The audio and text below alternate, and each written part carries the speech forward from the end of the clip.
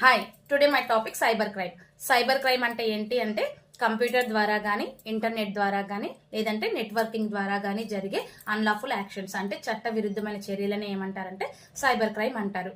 అంటే మనకు తెలియకుండా మన అకౌంట్ హ్యాక్ చేసి మన అకౌంట్లో నుంచి డబ్బులు తీసుకోవడము, అలాగే మన ఫేక్ ఐడెంటిటీతో అంటే మన పేరిట ఇతరులను మోసం చేయడము, మన సిగ్నేచర్స్, మన పాస్వర్డ్స్ హ్యాకింగ్ చేయడము, అలాగే మన ఫోటోలు మార్ఫింగ్ చేయడము, మన గురించి బ్యాడ్గా సోషల్ మీడియాలో పోస్టులు పెట్టడము. సో ఇలాంటివన్నీ కూడా సైబర్ క్రైమ్ కిందకి వస్తాయి.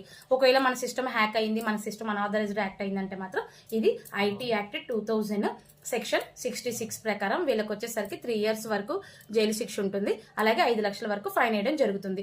నెక్స్ట్ 66C సెక్షన్ 66C ప్రకారము ఐడెంటిటీ థెఫ్ట్ అనమాట. అంటే మనకు తెలియకుండా మన పాస్వర్డ్లు తీసుకోవడము, మన సిగ్నేచర్స్ అలాంటివి యూజ్ చేస్తే వాళ్ళకి వచ్చేసరికి 3 years వరకు జైలు శిక్ష ఉంటుంది. అలాగే 1 lakh వరకు ఫైన్ వేయడం జరుగుతుంది. నెక్స్ట్ వచ్చేసరికి 66 సెక్షన్ 66F ప్రకారము సైబర్ టెర్రరిజం అనమాట.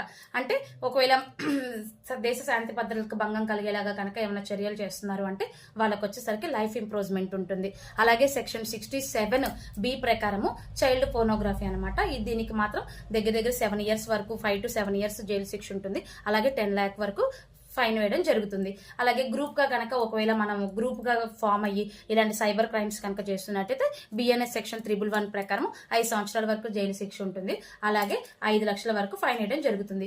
ఒకవేళ మనం ఇలా సైబర్ క్రైమ్కి కనుక గురయ్యాము అనుకుంటే మనం వెంటనే cyber crime national cyber crime portal ఉంటుంది. అది cybercrime.gov.in లో మన కంప్లైంట్ అనేది రైజ్ చేయొచ్చు. సో మనం దానికి సంబంధించిన ఫోటోగ్రాఫ్స్ కానివ్వండి, లేదంటే రికార్డింగ్స్ కానివ్వండి, లేదంటే వాయిస్ రికార్డ్స్ ఇలాంటివన్నీ ఉంటే వాటిని అటాచ్ చేసి దీని మీద కంప్లైంట్ అనేది రైజ్ చేయొచ్చు. లేదు అంటే హెల్ప్ లైన్ నెంబర్ 1930 కూడా కాల్ చేసి మనకు సంబంధించిన సైబర్ క్రైమ్ గురించి కంప్లైంట్ చేయొచ్చు. లేదు అంటే పోలీస్ స్టేషన్లో సైబర్ సెల్ అని ఉంటుంది. సో అక్కడికి కూడా వెళ్ళి మనకు జరిగిన సైబర్ క్రైమ్ గురించి కంప్లైంట్ చేయొచ్చు. సో దీని గురించి ఇంకేమైనా మోర్ డీటెయిల్స్ కావాలంటే కామెంట్ చేయండి. నెక్స్ట్ వీడియోలో మళ్ళీ కలుద్దాం. Thank you.